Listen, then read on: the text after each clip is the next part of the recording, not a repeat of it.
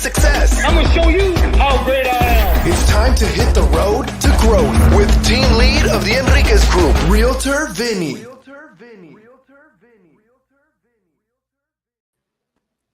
Well, the fun of editing afterwards. So if you're watching us live, there was a little hiccup at the beginning.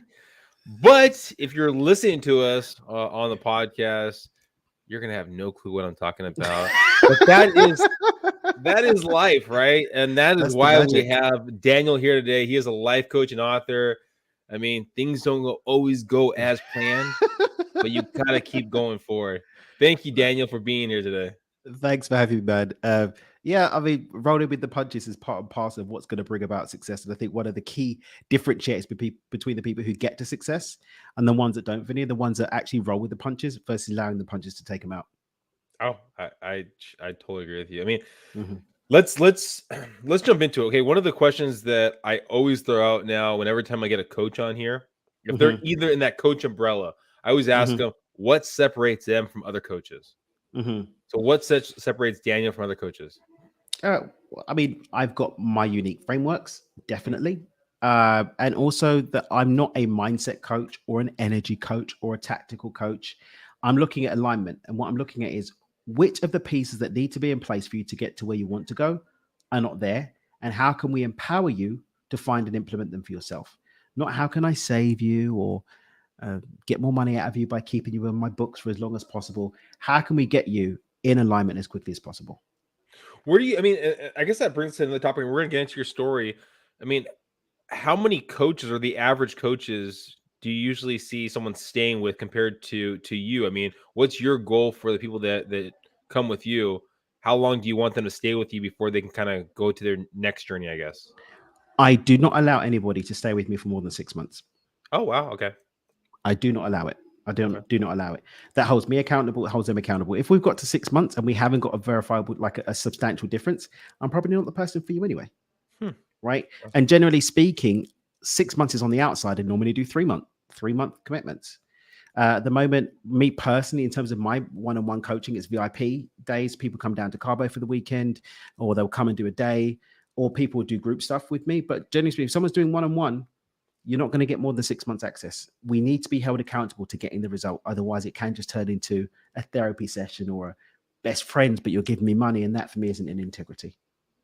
Wow, powerful stuff right there. Well, let's rewind and let's jump to a young Daniel. Exactly. Who was a young Daniel growing up? I was a precocious kid. I was learning to make and sell computers when I was 13. Wow. Yeah. I mean, I found out I was 27 that I've got Asperger's. So I was actually operating on the autistic spectrum. I was a little unknown Rain Man, basically, my entire life. And that had some pros and it had some cons, right? Pros were I did make my first million when I was 19, but then had lost it all within about 2 months of being 20. Then I would have made it again. And that didn't last very long either. So, you know, I can solve problems. I can come up with creative ways to do things, but you know, without experience, without guidance, without direction, without humility, that doesn't really matter for much. And so I was an arrogant little twat that got a lot done really young and had to go through a lot of losing and a lot of humility in order to come out better on the other side of it. To make your first million, what were you doing to make the money at that time? So I had a number of different businesses. We're doing import export to different parts of the world, doing real estate. I had a training company. What else was he doing? Doing containers of literally containers of mobile phones. The key thing was OPM, other people's money. That's the key thing, but was also my downfall. So I was using a lot of leveraged credit in the form of letters of credit. So leveraged finance in the form of letters of credit. And then I had investors put up the money for me to go and get letters of credit. So I can get, 10 million pounds worth of business done without using a penny of my own money.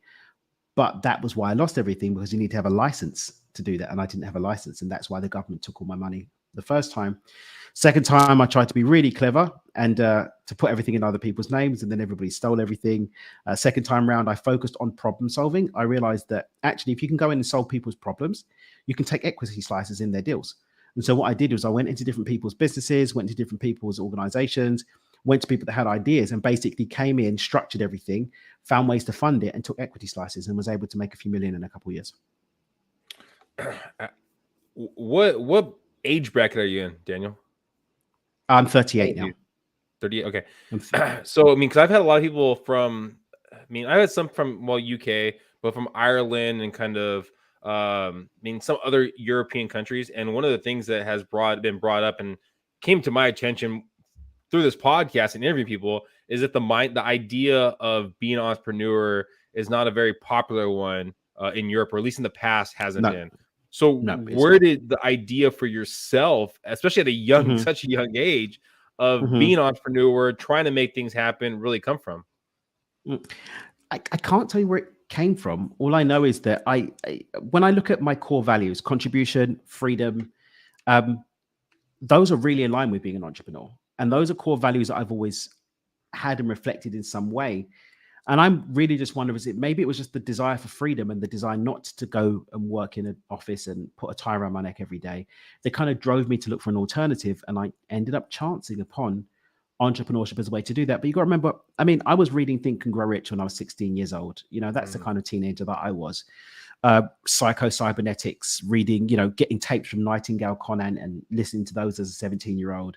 That's who I was. Like I said, I taught myself to make computers at 13, and I was selling those online and always kind of on some kind of little hustle. When we go away on family holidays, I was looking in the flea markets for something I could buy for a couple of quid and sell it for a little bit more. That's just kind of who I was. Um, would I say I'm a natural entrepreneur? I don't know if such a thing exists, but I certainly had patterns of behavior that lent themselves towards entrepreneurship versus following the everyday conventional path of college and then going to get a job. So you make the money, you lose the Hmm. money, make the money, lose the money. And I Hmm. know you already kind of brought up the idea of being on the spectrum. I mean, Hmm. did you look at basically success and failure differently than the clients that you deal with today, or has it been kind of a similar of really staying in that failure and really soaking in the success? So the first time I dusted my shoulder off, like I said, I hadn't been tested by life. I was 20 years old. I mean, who Yeah. knows anything about life at 20 years old? When I look at what I was doing and I look back, I've got nephews and nieces at that age. I'm like, I was doing what when I was this spotted little toy, right? I should have been like getting drunk and smoking cigarettes and Yeah. trying to have sex with girls or whatever. But I wasn't.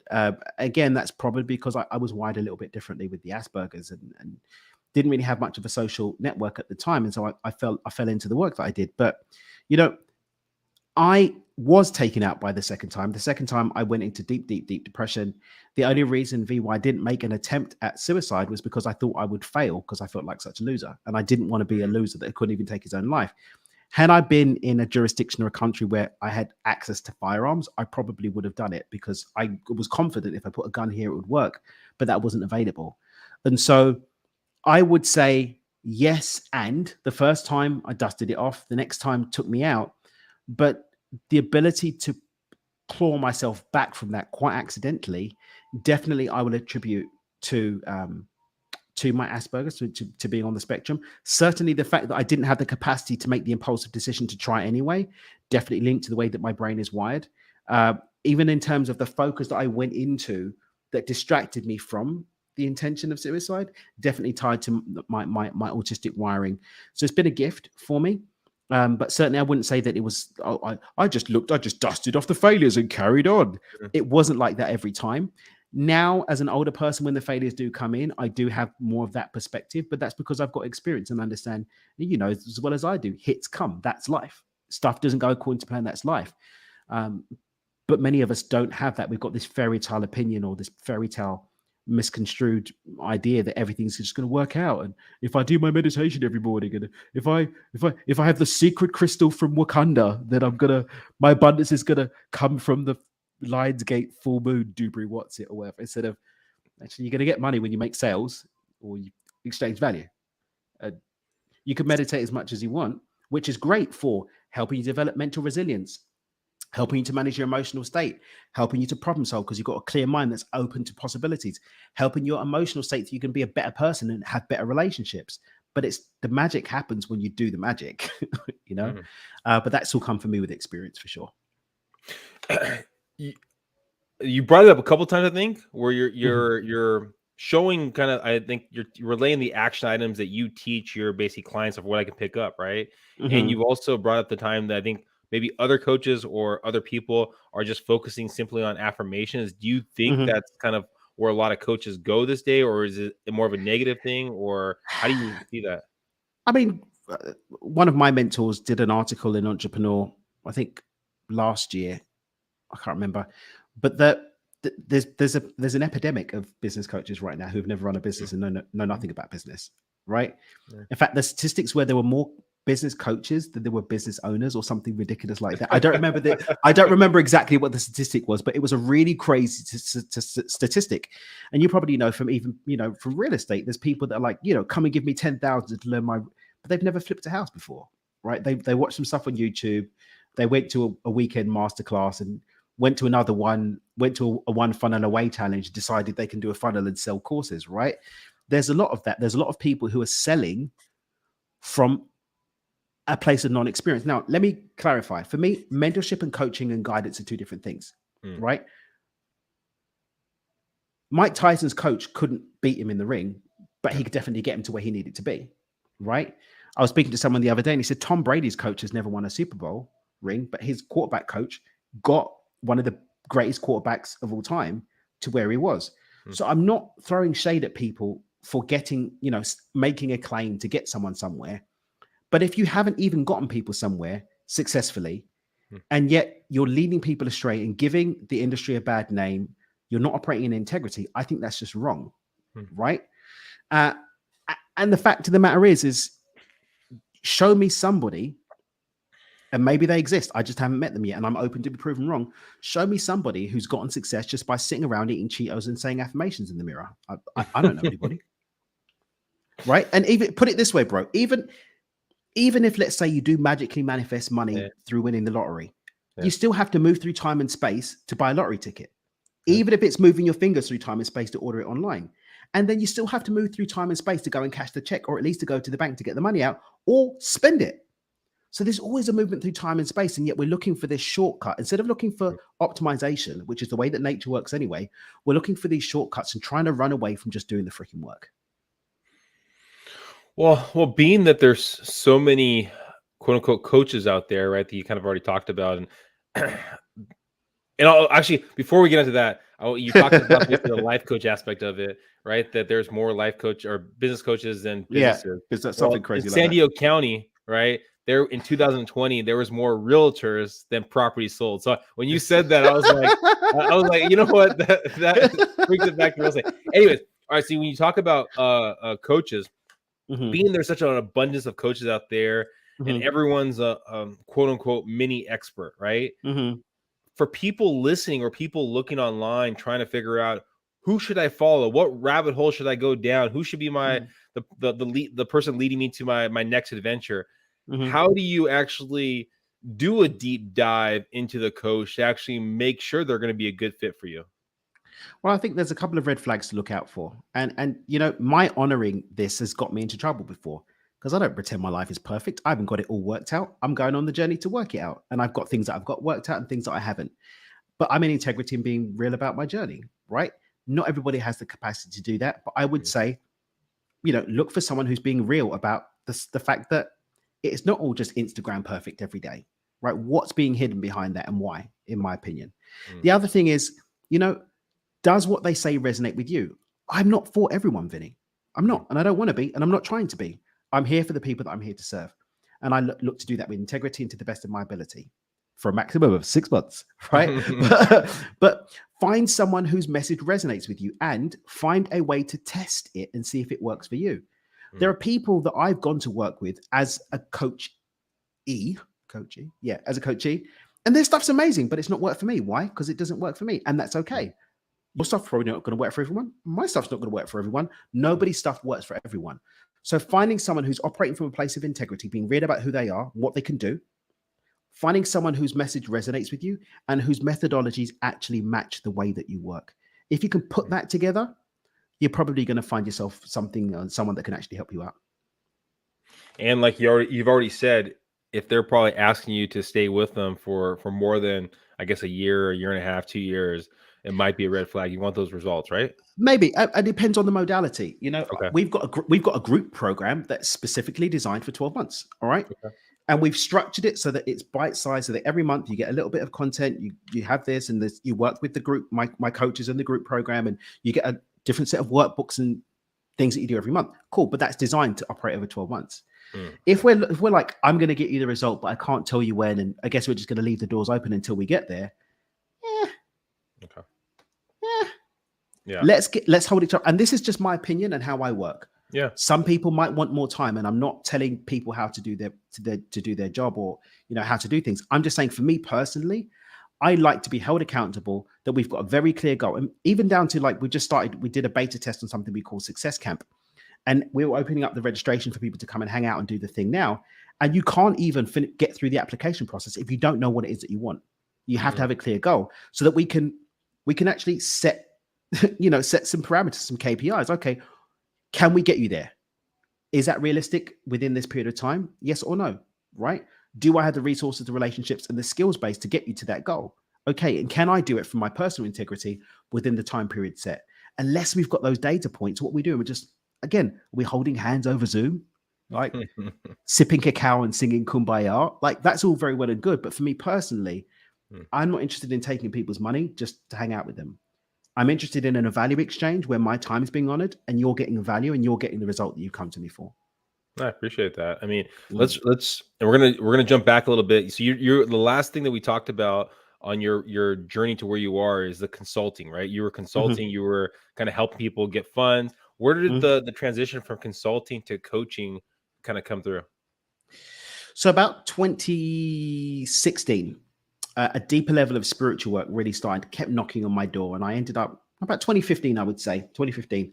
I ended up doing a lot more spiritual side of the work, because I was always into the mindset. I was into the esoterics from quite young, but more the commonly referred to as spiritual work, doing Kundalini yoga, more regular daily meditation of a deeper kind, and all that kind of stuff.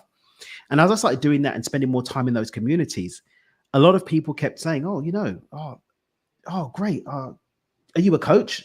No, I'm not a coach. Why should I be a coach? I was living my best life, bro. I got Corner 4 consulting, my consulting business. I got it up to do 100K UK sterling plus monthly, working a few hours, a little bit of project work here and there.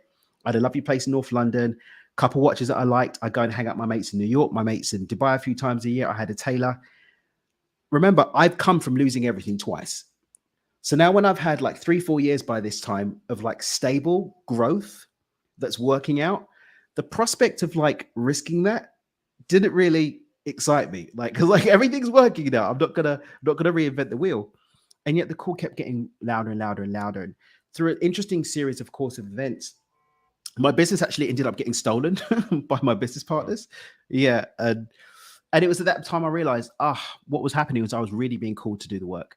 But, a lot of people that come to do this kind of thing, I was in corporate and I felt called to come and share my light with the world, to be a light worker or a healer. Okay, great. I didn't have that. I was living my life. But there was something more that was available that I didn't know was available. And I had a very profound experience and a meditation on the 13th of February, 2018, where I actually got a glimpse behind the curtain of what that would look like. And I said, yes. And now I get to live that life now. I make more money than I did now. I'm having more fun. Got a beautiful family. I get to serve a beautiful community, and I'm fulfilled and do something meaningful every single day. And I'm really grateful for that. Before we jump into kind of where that has taken you, something you brought up, and I think you possibly brought up future time too, about the partnerships and how people kind of stole from you or taking ideas or taking company. We've talked about the idea of people looking for the right coach for them. How do you find the right partner for your business? It's experience, honestly. I think it's really experience. And I was naive in many ways. I think there's certain parts of the human experience that you can't really gamify. You just need to go through it. I've had great experience from those painful points that have meant that now I know, make sure everything's documented a certain way, right? Make sure you're mindful of red flags that pop up. And also just going more deeply into self-reliance rather than needing to have partnerships of a certain depth, because it doesn't need to be that deep. It can be business-based, right? You have your company, I have mine, and we do the project. But it's imperative that you don't go into this from a place of fear, I believe, because going into things from a place of fear is, you may even see something that's not there. So going into things open-hearted, looking at people's track record. How have they dealt with people in the past? You know, I'm very proud that I've, for many years now, built a great reputation for how I deal with people, and it comes up with people when we get on connection calls, like, hey, like I hear your name around and that you deal with people correctly, so on and so forth. And that reputation goes ahead of me. And I look for people that have the same caliber of reputation. I look for referrals. Has that person worked with someone that I know? Do other people know them? And stick to that. And that for me is just a very clean way of doing it without being in a place of fear and just being diligent and doing my DD. For projects that you have going in the future, besides, because are you still doing like other business ventures? I know you do write the books, and those are kind of separate, I guess, from Yeah. coaching, but correlate together. Are you still Yeah. doing business ventures? Yep. I've got an agriculture business. I've got a gold mine in Sierra Leone. I do some stuff with real estate, mainly land and commercial. Although we're moving into assisted living stuff in the UK, do a bit of construction. I still do consulting now, mainly bigger projects. I take equity slices for consulting on a project and bringing relationships and stuff to the table. So I do all the fun stuff, but I do the stuff that I want to do rather than sort of chasing stuff that I feel like I have to do. When you're adding, because it sounds like those are a lot of different pillars to who you are, right? Besides your family and everything else you're doing. So what's an assessment of when you're going, hey, here's a new opportunity for me? Do I want to take the time to incorporate this into my routine, or do I not want to take the time to do it? I mean, how do you assess a project or a possibility? For me, does it excite me? Is it something that would be interesting? Is it something that's going to be of value to the world in some way? Can it allow me to have some impact in some way? If it's just money for money's sake, I live in Mexico, bro. I don't really need that much money to live my best life, you know. There's enough money there pretty much now. I mean, there's some things like there's a car that I saw. I was like, I can't just go and buy this for cash. Okay, I need to put a bit more fire in the grill to go and do the thing. But very rarely does that happen. You know, the things that I generally will spend money on. If there's a nice watch, I could probably buy the ones I want. There are some that I look at, but I'm not really interested in spending $250,000 on a timepiece. I'm not that kind of collector. I know people that do have that kind of stuff, but that's not me. But for the most part, I can kind of do what I want. So is it exciting to me? Is it going to be of contribution or do something meaningful in the world in some way, shape, or form? If not directly, then indirectly. A lot of the stuff I do with agriculture, for example, we do a lot of social impact stuff with it, build schools in the local areas, create jobs, and so on and so forth. But I'm also looking at, can I build a team to run it so that I'm not adding very much to my working week? I like working 3 days a week. I do about 10 hours. This week I'm working a bit more because I was in Europe for 7 weeks and some stuff's rolled over. But generally, I don't work more than 10 hours a week. And I'm not really interested in needing to work more than that to keep things together. It has to be something that I can work on instead of in, and that I can pull together a really solid team to make function properly. Where do you plan for your business yourself going in the next 5 years?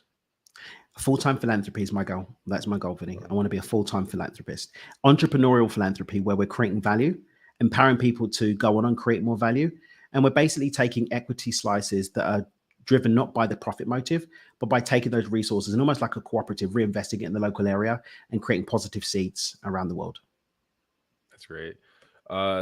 Thank you, Daniel, for being on the Road to Growth podcast. If people are Thank you for having me. Looking to get more information about you, about, things you're doing, if they want to just hear you speak, or if they want to, take on some of your coaching, what's the best way of getting more information? Dreamwithdan.com is the easiest place to do all of that. Dreamwithdan.com. My entrepreneur articles are there, blogs, my podcast, books, all the good stuff. Dreamwithdan.com. I want to finish this with just one last question. I had a person, I know it's separate, but with they're an autistic coach. And they were telling me that there's, I think it's 1 out of 4, I think their number was, that people are on the spectrum. It was a very high number, they were saying. Yeah, the numbers are going up. The numbers are really going up. And I, like you said, most people probably even know that they're on the spectrum. When you see someone that maybe was in your shoes before, how do you relate to them, or what kind of advice would you give to that younger person that you can kind of see that that's a little bit of how you were, and they're kind of on the road to where you could be? What kind of advice would you give that person? I was telling there's a number of really solid tests that you can do online to check if you are on the spectrum, and also a lot of them will graphically show you where your strengths are and where your workable areas are in terms of neurodiversity and being neurotypical, and just get some hard data and then look at where your strengths are, play into those, and look at where you need to be supported and communicate with the people in your life that that's where you need support, and go and get some support, whether it's for me, it was I was diagnosed by a therapist accidentally. I didn't go there for that. It came out, and I was able to get some cognitive behavioral therapy to support me integrating different tools and find community. There's a lot of communities online. A woman that's in one of my programs, she discovered that I kind of caught that she might be. I encouraged her to do the test. She was able to find a great community. She's now able to look at maybe even getting into an intimate relationship and all that kind of stuff, because she's not just a weirdo who operates a bit funny. She's a human that's got a gift and a beautiful light to share with the world that she can be supported in doing so with. Do you think it's a more easier topic to bring up today compared to how it was before? If you were to tell someone, hey, this is my situation, this is my weakness. I would say, yeah, it's in the press a lot more. You've got people like Elon Musk, saying, I'm on the spectrum, and it's just getting a bit more airtime. And as well as I do, when there's information, there's less stories. And when there's less stories, we can actually deal with something without emotional charge. And, okay, this is going on. And we can practically move forward versus, this is the thing. Again, thank you, Daniel, for being here. I think for everyone listening, hopefully you got some great nuggets. I mean, we have the ebbs and flows in all our lives. I mean, the only way to have the higher ebbs is probably to be okay with the lower flows, right? So be okay with the change, be okay with the growth, and find someone. I mean, there's so many coaches, experts, whatever you want to call them out there, but find someone that's done it and you can relate to. I mean, I think those were huge takeaways from Daniel right there. There's so many people out there that want to coach you, but they've never walked in your shoes or never walked in the shoes that you want to be in. So thank you guys for listening. Please subscribe, please share, go in the show notes and go find Daniel. Bye, everyone.